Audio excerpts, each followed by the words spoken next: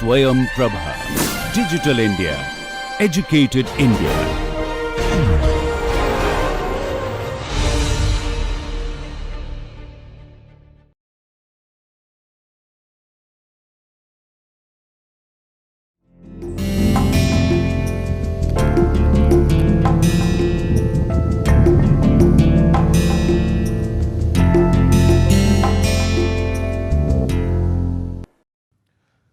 Good morning. So, in the previous module we looked at the Bartra model and we found out the Bartra-Nash equilibrium, and surprisingly we got the result that the price chosen by the firms is exactly equal to the marginal cost. So, this was identical to the outcome that we would expect in a perfectly competitive market, and with just two firms in the Bartra model, the outcome was that firms are choosing a price which is exactly equal to marginal cost. So, this is called the Bartra paradox, and thereafter we were interested in asking, well, this seems a little bit peculiar that with just two firms we are having an outcome which is exactly identical to what we would expect in a perfectly competitive model. So, how can we get out of this Bartra paradox? And to that extent we introduced an analytical framework of product differentiation, wherein we said that in the basic Bartra model, the two firms were producing homogeneous goods, identical products. The goods were perfect substitutes. But in the real world, when we look at products, the goods produced by two firms need not be perfect substitutes. So, when we added this element of product differentiation in the model, we got a result that the price chosen by the firms is strictly greater than the marginal cost, and we got out of the Bartra paradox.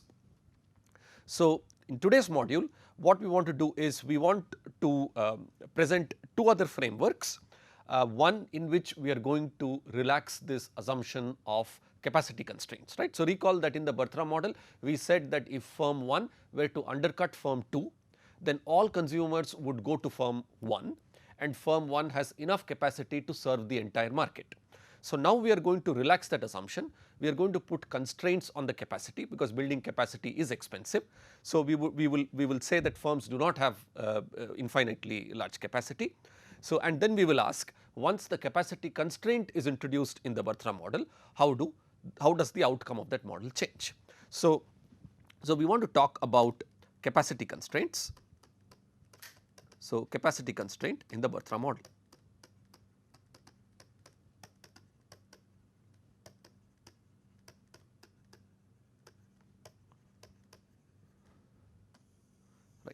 And the reason this is important is that there is a good reason why a firm's decision to charge a price higher than what its rival charges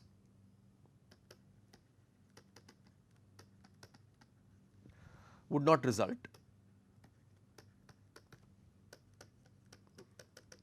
in the complete loss of all its customers.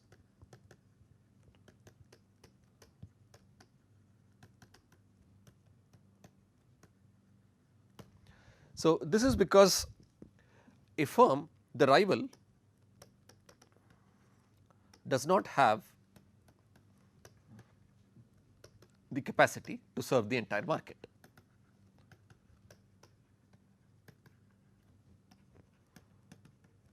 The rival does not have the capacity to serve the entire market, right.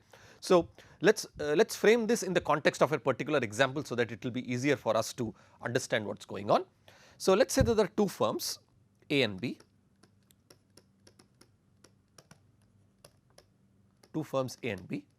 each of whom now have a capacity of let us say 1800 units, right. So, the capacity of each firm equals KB equal to 1800 units. In other words, the total capacity from both the firms combined is 3600.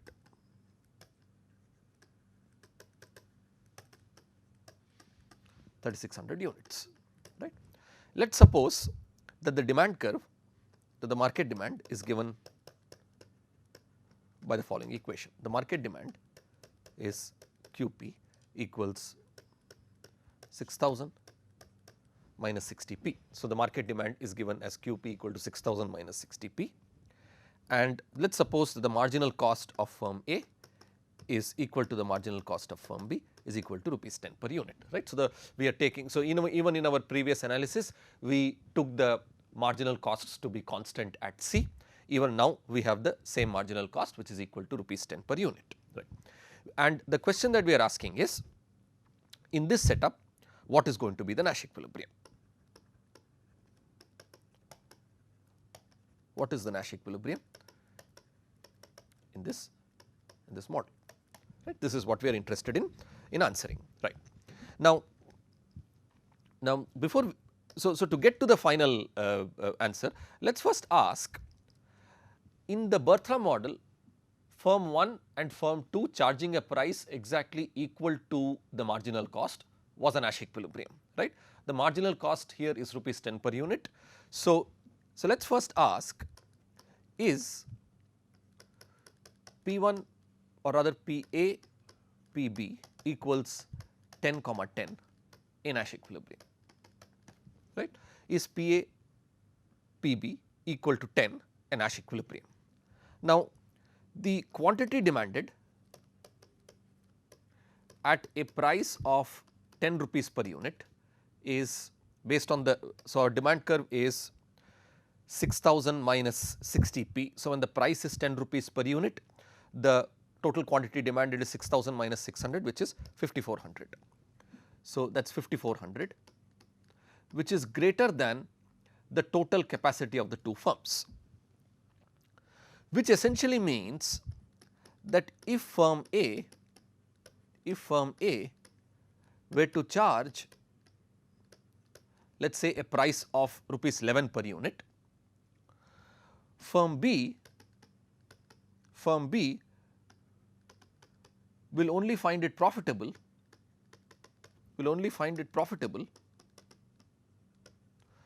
to undercut firm A's price and charge, let us say, 10.9, right. So, firm B will only find it profitable to undercut the price to, let us say, rupees 10.90 if it can serve all the customers,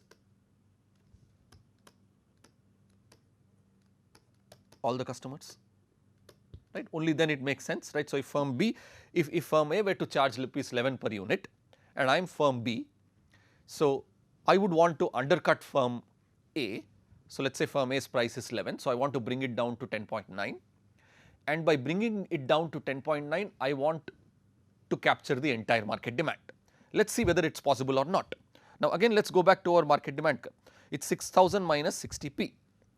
So, at a price of 10.9, so the quantity demanded at P equal to 10.9 essentially is 6000 minus 60 times 10.9. So, this arithmetic gives us an output of about 5346, and firm B cannot meet this demand because its capacity is 1800 units, right. So, the essence that I can undercut my rival and capture the entire market demand no longer exists.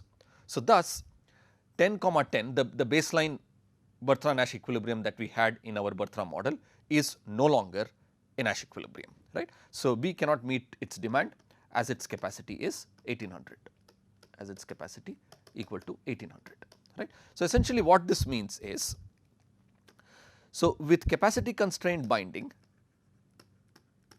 a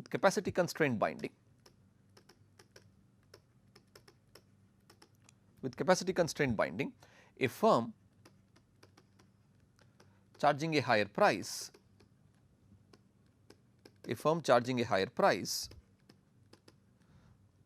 than its rival,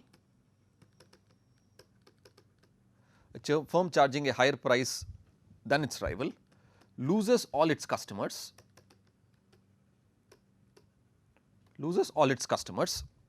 if its rival, right. So, with capacity constraint binding, a firm charging a higher price than its rival loses all its customers if its rival has enough capacity to serve them, right. So, I undercut my rival, all the consumers come to me and I have enough capacity to meet the entire market demand. If that happens, then the price being equal to marginal cost would be a Nash equilibrium, but if that is not true, which is not the case in our current setup, because by undercutting the rival I cannot meet the entire market demand, P1 equals P2 equals the marginal cost is no longer a Nash equilibrium,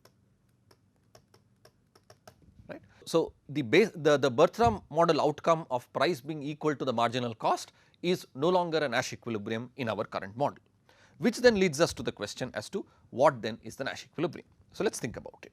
Okay. So, our demand curve here Q equals 6000 minus 60p, right, and the marginal cost, the capacity Ka plus Kb equals 3600 and the marginal cost equals 10. So, let us keep this in mind, right. Now, so let us think about what could be a possible candidate for a Nash equilibrium, right. Let us suppose that the entire capacity is being met of 3600 is being met, right.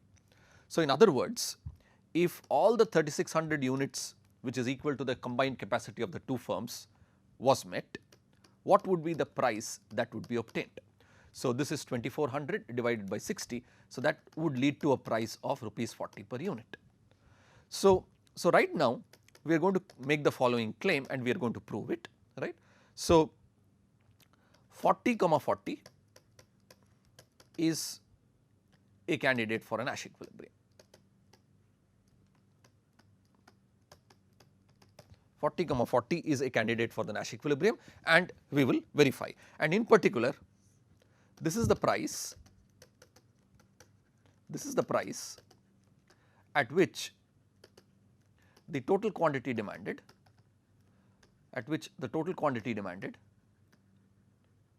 is exactly equal to the capacity,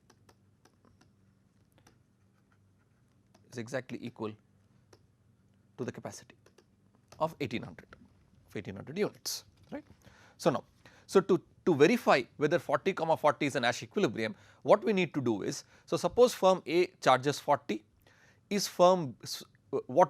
can firm B do better than simply charging 40, right. So, if we wanted to show that 40 comma 40 is not a Nash equilibrium, then all we have to show is that if firm A charges 40, firm B has a strictly profitable deviation, right.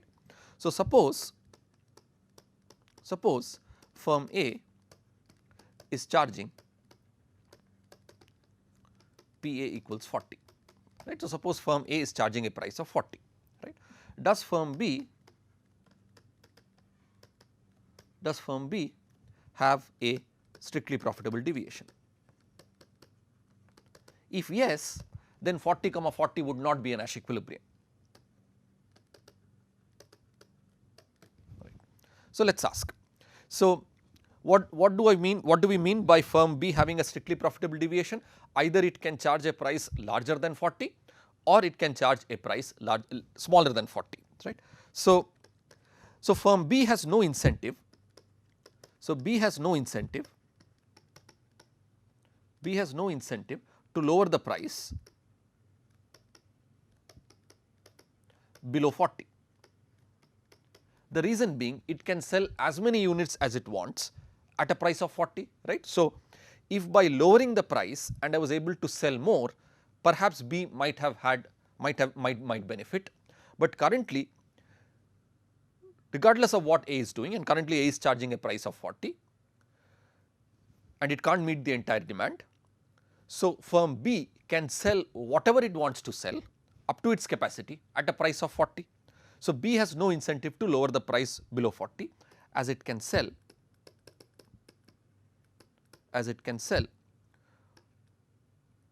what it wants to sell at 40, right. What now does firm B have an incentive to raise price? So, let us ask, does B have an incentive to raise its price? Let us check about this, right. And to answer this, let us ask, what is firm B's residual demand? So, firm B's residual demand, so let us call it as dr. Firm A has a capacity of 1800. So, let us say firm A has met its capacity, has sold 1800 units. So, firm B's residual demand essentially is 6000 minus 60p minus the 1800 units, which essentially means dr is 4200 minus 60p. Let us rewrite this in the form of an inverse demand curve, right. So, let us rewrite this as, or rather let me call this as QR, right. Let me call this as QR, right. So, we will write this as P equals 70 minus 1 upon 60 Q. So, this would be the residual demand curve for firm B, which then would mean that the residual marginal revenue curve. So, the inverse demand curve is linear, the marginal revenue curve will have the same intercept, but will be twice as steep, 1 minus 30 times Q. So, when I set the marginal revenue to equal my marginal cost, essentially I am setting 70 minus 1 upon 30 Q. Why would I do that? I want to figure out what is the optimal quantity, right. So, essentially I behave like a monopolist with respect to the residual demand. The residual demand is 70 minus 1 upon 60 times Q. So, I choose what is the optimal quantity that I want to sell based on this residual demand curve, right. So, I essentially behave like a monopolist with respect to this residual demand curve. So, that is equal to 10, the marginal cost. Notice this gives me an output of Q star, which is exactly equal to 1800, which is exactly equal to my capacity, right. So, and if I were to if I wanted to sell these 1800 units, if I wanted to sell those 1800 units, the price that I would charge is 70 minus 1 upon 60 times 1800, which would give me a price of 40. So, if firm A charges 40 rupees per unit, firm B has no incentive to lower price and also has no incentive to charge a higher price. So, firm B charging 40 is the best response to firm A charging 40. So, B charging 40 is a best response to firm A charging 40 rupees per unit. And we can have a similar argument wherein we can show that if firm B were to charge 40, does A have any strictly profitable deviation, which means does A have any incentive to lower or increase its price above 40, and a similar argument will tell us that if A charging 40 is also a best response to firm B charging 40, right. These two statements would then imply that 40 comma 40 is in Nash equilibrium, right, right. And notice that prices are immediately greater than the marginal cost. So, we no longer have the Bertrand paradox. The only thing that we want to check is 1800 units the right capacity for the two firms, right. So, because the capacity was 1800, we figured out that if firms are meeting that entire capacity, the price will turn out to be 40, and that turned out to be the Nash equilibrium. But what we want to ask is 1800 indeed the right capacity for the firms, which means do the firms have any incentive to use a capacity which is or set up a capacity which is smaller than 1800 or larger than 1800. So, let us ask whether firms have an incentive to either lower the capacity or increase the capacity, right. So, suppose firm A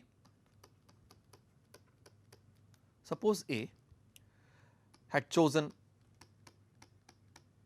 a capacity of 1700 units, right, while B has chosen a capacity of 1800 units, right. So we want to check whether 1800 is the optimal capacity or not. So we are asking, well, suppose, right. So A has chosen a capacity of 1700 units. Now if these are the capacities of the two firms, then 40 cannot be the equilibrium price, because 40 was the equilibrium price when the total capacity was 3600, which is 1800 plus 1800. Now the total capacity is 3500. So 40 cannot be the equilibrium price. 40 cannot be the equilibrium price now.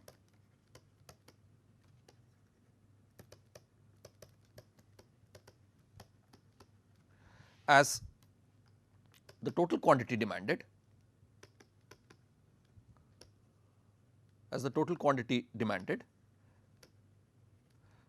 of 3600 is greater than the current capacity.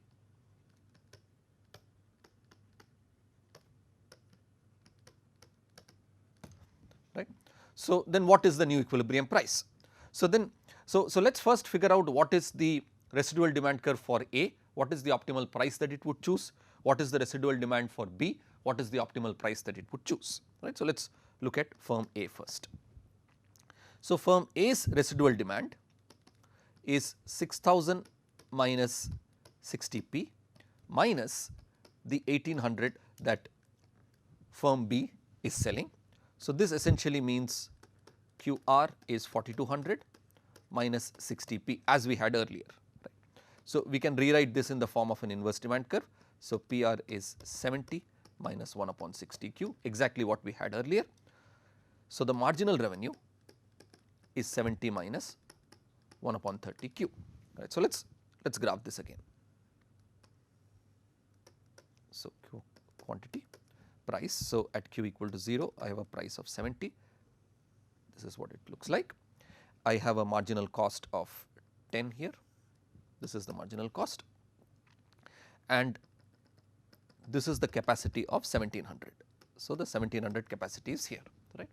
So if this is the capacity constraint, now notice at Q equal to 1700, the marginal revenue is 70 minus 1 upon 30 of 1700. So the marginal revenue at Q of 1700 is essentially 70 minus 1700 by 30. So that is 210 minus 170. So that is 40 by 3, which is greater than 10. So my marginal revenue curve, so if I wanted to draw the marginal revenue curve, so that marginal revenue curve essentially would be something like this. So this would be 13.33, right. So whatever 40 by 3, whatever that number would be. So essentially the marginal revenue is greater than the marginal cost at its capacity point, right. Similarly, if we were to do it for firm B, right, so what would be firm B's residual demand? Firm B's residual demand would be 6000 minus 60p minus the units that firm A sells, which is 1700 units, which essentially means QR is 4300 minus 60p. So we can rewrite this as an inverse demand curve. So 4300 divided by 60, so that would give us 71.67 minus 1 upon 60 Q, which would imply that the marginal revenue for the residual demand curve for firm B is 71.67 minus 1 upon 30 Q. If you were to draw this for firm B, we would get the following. So at Q equal to 0, the willingness to pay is 71.67, and this is what it would look like. I have a marginal cost of 10 here, and we have the capacity of firm B, which is 1800. So if we were to draw the residual marginal revenue curve, now notice this is 71.67 at Q equal to 1300, this term would be 60. So 71.67 minus 60 would be 11.67. So essentially now the marginal revenue curve, this would be about 11.67, right. So the marginal revenue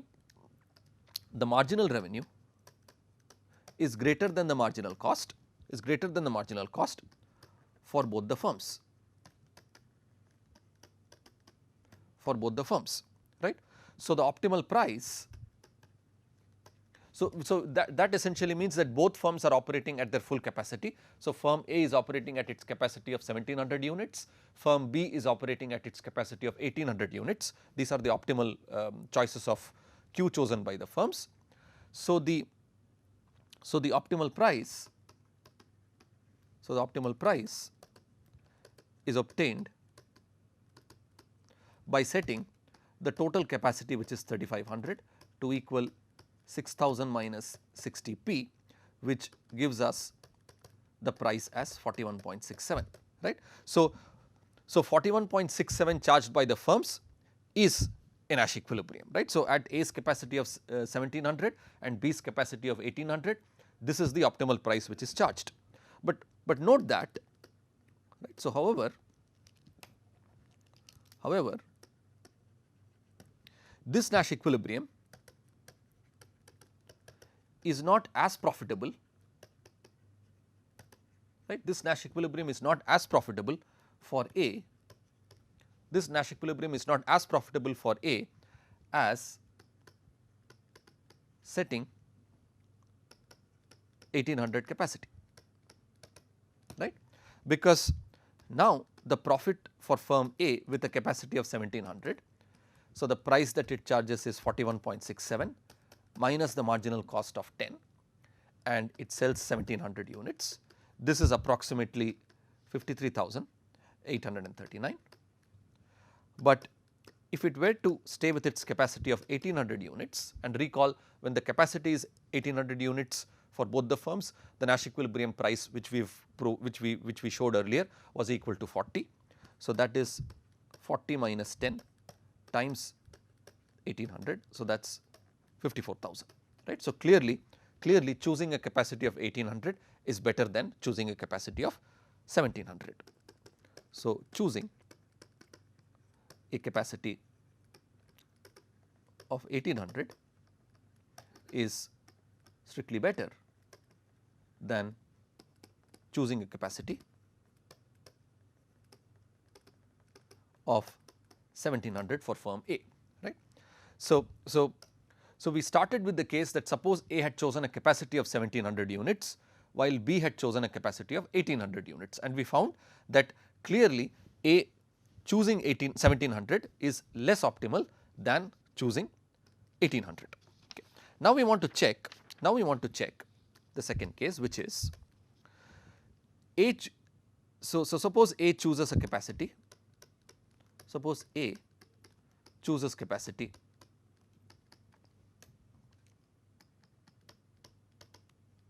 of 1900 units and B has a capacity of 1800 units as before.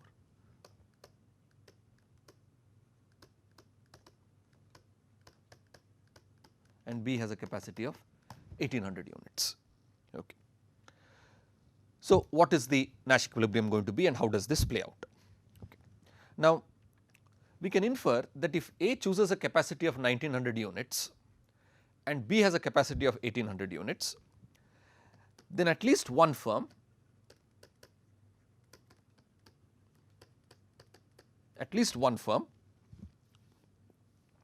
has to lower its price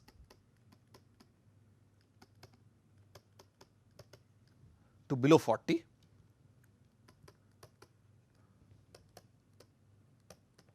to clear the market, right. Firm B has no intention for a price cut.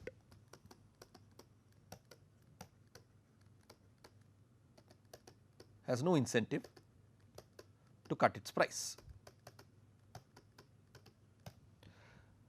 Why is that so? Because if it keeps 40, it will serve its entire capacity of 1800 regardless of firm A's price, right. So because if it keeps the price at 40, it will serve its capacity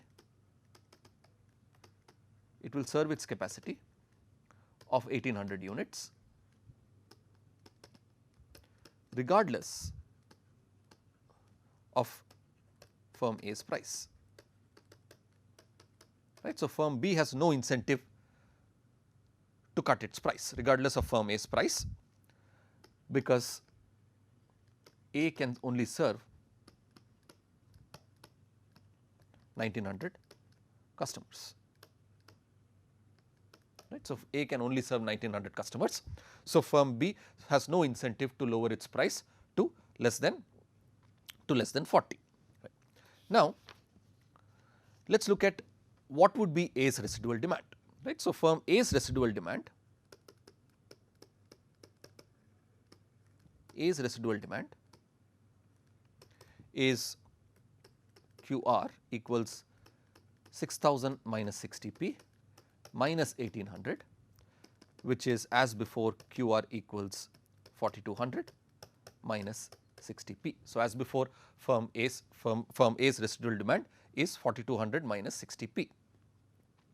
Now, the inverse of the residual demand PR equals 70 minus 1 upon 60 QR. PR equals 70 minus 1 upon 60 QR, which leads to a residual marginal revenue curve of 70 minus 1 upon 30 Q, right. At Q equal to 1900. So, let us see what is the marginal revenue at 1900 units. So, that is equal to 70 minus 1 upon 30 times 1900. So, that is 210 minus 190. So, that is 20 divided by 3, which is less than the marginal cost of 10, right. So, what happens is, so when A has a capacity of 1900 units, when it decides to choose the optimal quantity that it wants to produce, it turns out that at 1900 the marginal revenue is less than the marginal cost. So, marginal revenue essentially is less than the marginal cost, which is not a condition for profit maximization for firm A. So, this essentially means that if A has capacity of 1900, right, it does not want to use it.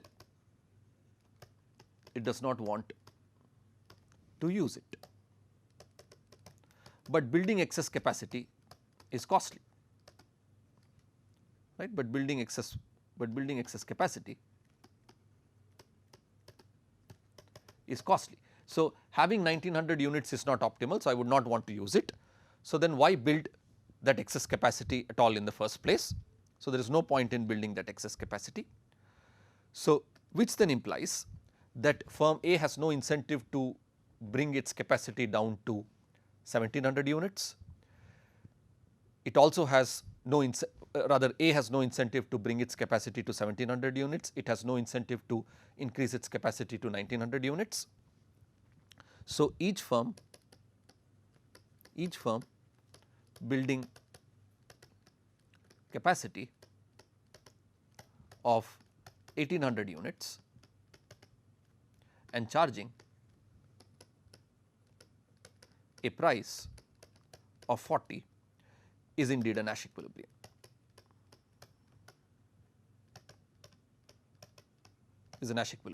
Right. Another interesting finding here is the following, right. So, the other interesting finding is that this outcome is identical to what we would get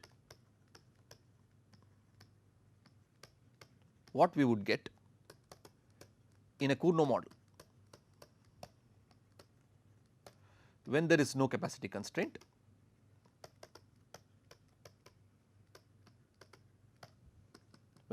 capacity constraint and the marginal cost is 10, right. So, this outcome is identical to what we would get in the Cournot model when there is no capacity constraint and the marginal cost is 10. So, let us think about this.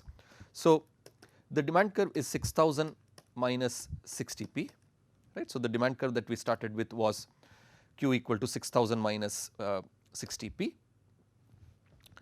and so let us rewrite this as P equals, so if we rewrite this as 6000 divided by 60, so we will have it as 6000 divided by 60 minus 1 upon 60 p, right. So, essentially this would be 100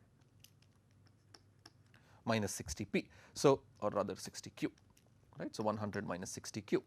Now, where this is of the form, so in our standard Cournot model we had an inverse demand function where p was equal to a minus b q. So, what was the Cournot output of each of the firms? The Cournot output q1 star, which is equal to q2 star, was essentially a minus c divided by 3b. So, what is the a? The a is 100, the marginal cost is 10, 3 times b. So, b is essentially 1 upon 60. So, essentially we have 90 and here we have 1 upon 20. So, this is equal to 1800 units, right. So, and notice 1800 was the capacity constraint that we have put in the Bartra model, and the Cournot price was a plus c divide a plus. So, the Cournot price would then be, so if this is 1800 units for each of the firms, so that would be 3600. So,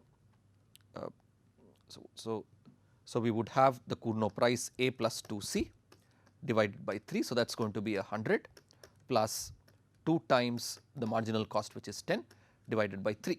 So, that would be 120 divided by 3, which is equal to 40, which is the Nash equilibrium in the Bartra model. So, essentially the Bartra price competition with capacity constraints yields Cournot outcome. So, the Bartra price competition with capacity constraint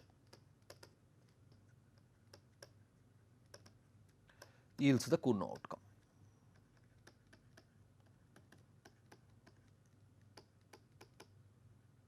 Okay. So, this is an interesting findings, right. So, one of the main takeaways is that the moment we relax the assumption of the Bartra model that the firms are constrained by capacity, are constrained by capacity, we no longer have a finding that the price is equal to marginal cost. In fact, we have prices which are strictly greater than marginal cost. And another interesting observation is that the outcome that we get in this model is exactly identical to what we would have gotten in the Cournot model, where the marginal cost was equal to 10 rupees per unit. Okay. Now, so let us look at one other extension of the product differentiation model. So, we saw the product differentiation model in the last module, right, and we learned that prices are going to be greater than the marginal cost. We want to look at a slightly different variant of that product differentiation model. We want to pitch it in the context of an horizontal product differentiation model, wherein we want to talk about spatial competition, right. So, we want to talk about spatial competition, right. This is due to Hotelling. So, this is also called the Hotelling linear city model. The Hotelling linear city model, right. So, our objective is to revisit the model of product differentiation,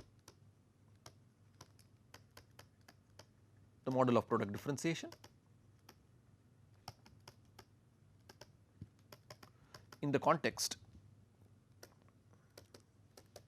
of Hotelling's linear city model. Right. So, consider a line of unit length, right. So, consider a line of unit length. So, consider a line of unit length and consumers are uniformly distributed on this line.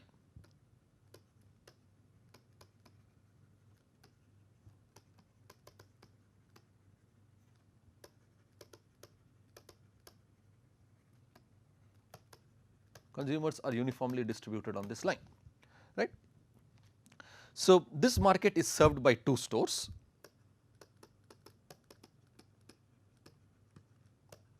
by two firms or two stores, right, firms 1 and 2, right, and one of them is located at one extreme, the other one is located at the other extreme. So, one of them is located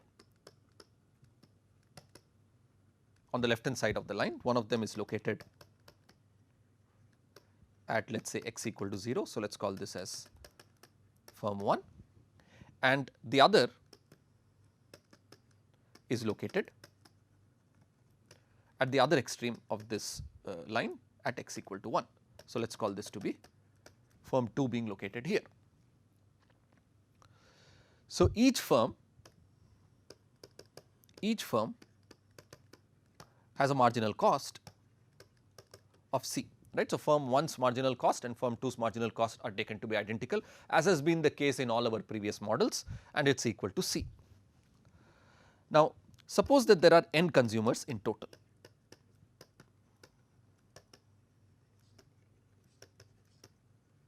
And these consumers are uniformly distributed on this line. So, we define the consumer's location in the market. So, we define the consumer's location in this market. So, let us say we have some consumer who is, let us say x, we denote a consumer who is x. So, define the consumer's location in this market. Right. As the consumer's most preferred product, consumer's most preferred product, right. So, if I am some consumer who is at the point x, then x is likely my most preferred product, but the two firms are located at the either end of the town. So, there is some disutility that I as the consumer get when I move to the location x equal to 0 to buy firm 1's product, or when I move to the location x equal to 1 to buy firm 2's product. Okay. So, we define the consumer's location as the consumer's most preferred product. Now, more generally we could interpret the x, right. So, consumer x who is located at a distance of x units from the left hand side of the market, right. It could also mean, right. So, we could interpret the x in the context of in the characteristics of product differentiation. So, what I mean by the following is x could be treated as the amount of sugar in a cereal, right. So, x equal to 0 would mean a cereal with no sugar content, x equal to 1 could mean a cereal with 1 teaspoon of sugar added, right. So, even though we are measuring the geographical distance here, we are using the context of geographical distance to talk about product differentiation, in the sense that x, right, x could denote the number of teaspoons of sugar in a cereal, let us say, or it could even imply the amount of sugar in a soft drink, right. So, these could have various interpretations. Now, we will also assume that the consumer has a valuation of V for the product, right. So, his willingness to pay is V rupees for the product. Now, if the consumer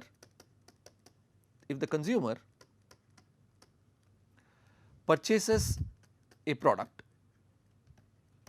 so which means if I am someone who likes, let us say, half a teaspoon of sugar in the cereal, and I end up purchasing a cereal with absolutely no sugar content, or I end up purchasing a cereal with 1 teaspoon of sugar, then I incur some disutility, right, because I am not getting my most preferred product.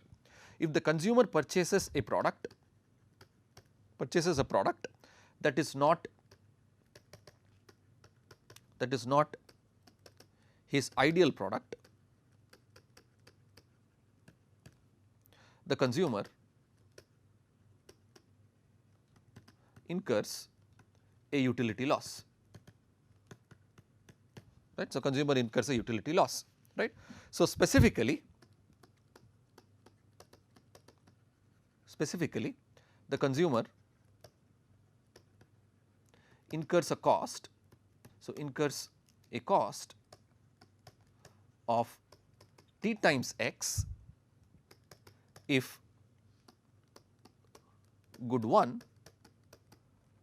located at x equal to 0 is consumed, and incurs a cost of t times 1 minus x if good 2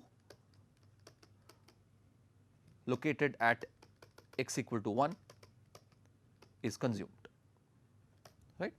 We could, so the fact that I am consuming a product which is not my most preferred product leads to a disutility, right, and the cost is t times x if good 1 is consumed, t times 1 minus x if good 2 is consumed. Okay. Now, so let us again sort of capture the line here. So, 0 1 and let us say I have some consumer, let us call this xm, right. So, for this x mth consumer, so let us take this consumer, if the consumer buys good 1 at price P1, so the consumer buys good 1 at price P1, then the consumer surplus is going to be, well, his willingness to pay is V, right, the consumer is at xm, the consumer's willingness to pay is V, but because I bought, so this is good 1, firm 1 which is selling good 1 here and firm 2 which is selling good 2 here. So, because I purchased a product which is not my most preferred product, my most preferred product is at xm, but that good is not available. So, I go and buy good 1 and I incur a disutility cost of t times, let us say xm, right. So, let us first write it as I pay a price P1, right. So, I pay a price P1. So, my willingness to pay is V, I pay a price P1 and then I also incur a disutility cost which is t times xm, right. So, this is my net gain or the consumer surplus if I buy good 1 at price P1. Similarly, the consumer surplus, the consumer buys good 2 at P2, the consumer surplus is going to be, well, my willingness to pay is going to be V. So, that is going to be my willingness to pay. I actually pay the price P2 because that is the price of good 2, but because I am buying it from firm 1 and this is not my most preferred product, I incur a disutility cost. So, that disutility cost is t times 1 minus x to the power m, right, or 1 minus xm rather, right, 1 minus xm. And let us suppose that this xm customer is the indifferent customer, right. So, there are consumers who are uniformly distributed. Let us say that this is the consumer who is indifferent between buying the good from firm 1 or buying the good from firm 2. So, suppose xm is indifferent between buying the good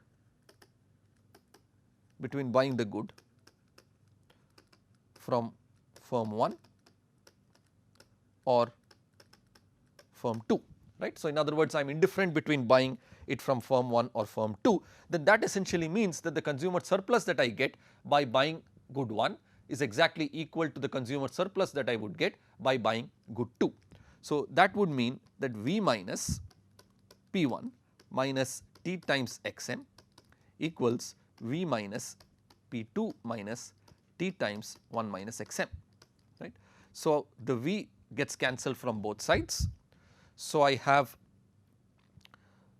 P1 plus t times xm equals P2 plus t minus t times xm, which gives me 2 times t times xm is P2 minus P1 plus t, which then implies that xm equals P2 minus P1 plus t divided by 2t. So, this is what we would get. Similarly, 1 minus xm, right, 1 minus xm. So, 1 minus xm would be 1 minus this entire expression. So, that would be P1 minus P2, P1 minus P2 plus t divided by 2t, that would be 1 minus xm. The reason why we care about xm and 1 minus xm is because xm now is the fraction of consumers. Recall there are n consumers in total, xm is the fraction of consumers who buy the good from firm 1. Xm is the fraction of consumers that buy the good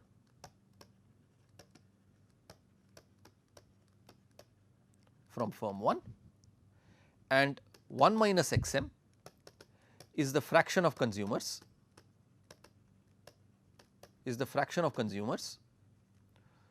who buy the good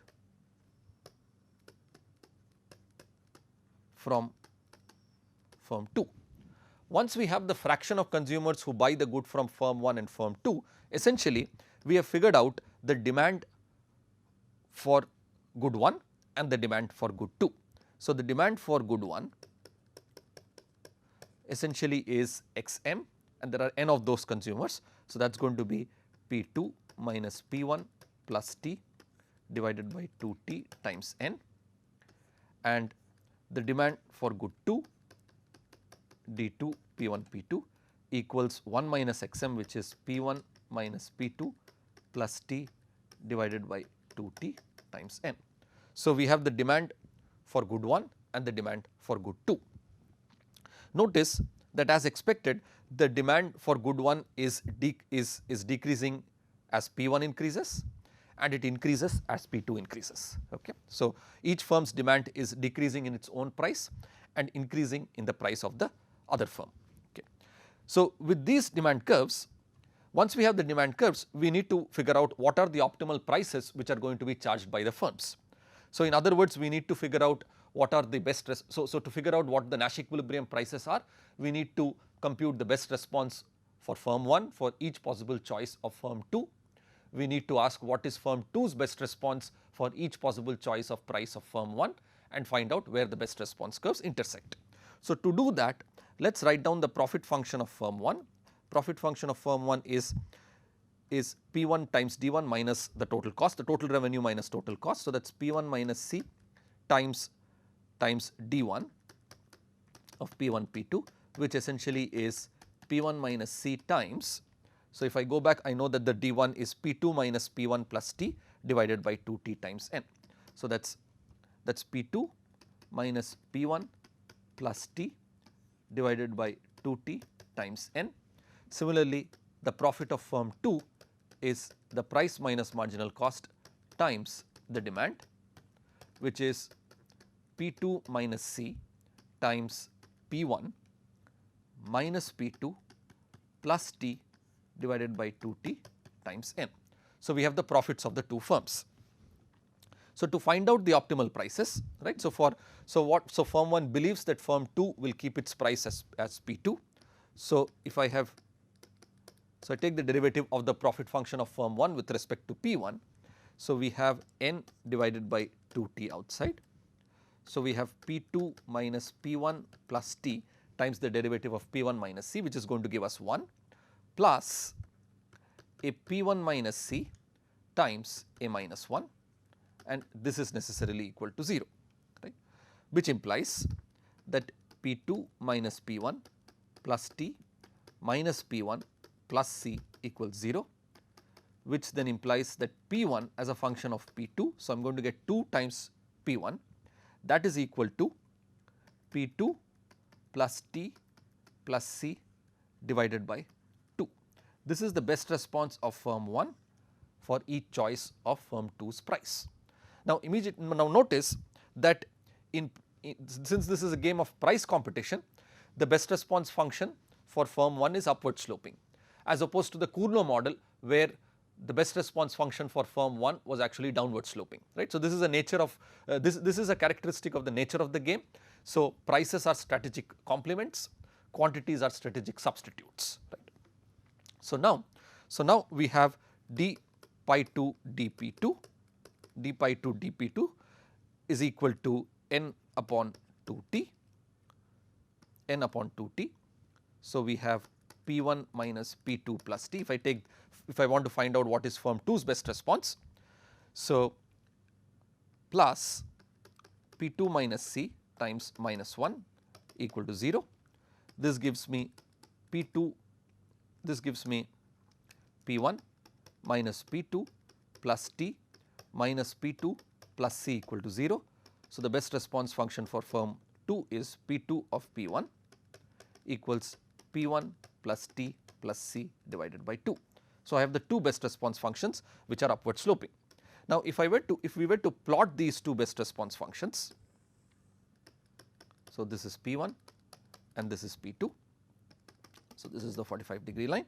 So, if I write down the best response function for firm 1 at P2 equal to 0, P1 is T plus C divided by 2. So, when P2 is 0, P1 is T plus C divided by 2, and then this is upward sloping, right. So, this is firm 1's best response function, and if I look at firm 2's best response function at P1 equal to 0, it is again C plus T by 2, it is T plus C, it is T plus C by 2 when P1 is 0, and firm 2's best response function is this. Well, the Nash equilibrium price P1 star P2 star are the set of prices which are mutually best responses. So, this is the Nash equilibrium price. So, essentially I have P1 star which is the best response to firm 2's choice of P2 star, and I have P2 star which is a best response of firm 1's choice of P1 star. So, if we solve these two simultaneously, so essentially I have from the first expression 2 times P1 star which is equal to P2 star, which is again P1 star plus T plus C divided by 2 plus, so I take the 2 here. So, 2 times P1 star equals P2 star, for which we substituted here, plus T plus C, and we were to simplify, we would get 4 P1 star equals P1 star plus 2 times T plus C plus T plus C. So, that is 3 times T plus C, which would give us P1 star equals 3 times T plus C divided by 3, which is T plus C. Similarly, we would have P2 star with, due to symmetry, P2 star also is T plus C, right. Now, this is the Nash equilibrium price that we have solved for. At these prices, the firms essentially split the market, right. So, if I go back and ask what is XM, so since P2 star and P1 star are identical, XM is essentially T divided by 2T, which is 1/2. So, 1 minus XM also is 1/2. So, the two firms, so XM equals 1 minus XM equals 1/2. So, essentially the firms split the market, and more importantly, the price charged by firm 1 is greater than the marginal cost, the price charged by firm 2 is greater than the marginal cost. Now, the role of T is actually quite interesting. If T were to tend to 0,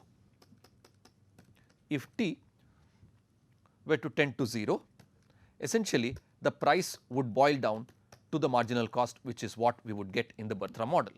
But T equal to 0 essentially would mean that there is no product differentiation, the goods are homogeneous. So, we would essentially replicate the Bartra outcome of price being equal to marginal cost. So, here is another setup where in the linear city model we have goods which are differentiated, and this differentiation leads to firms softening price competition by charging a price which is greater than the marginal cost. Thank you.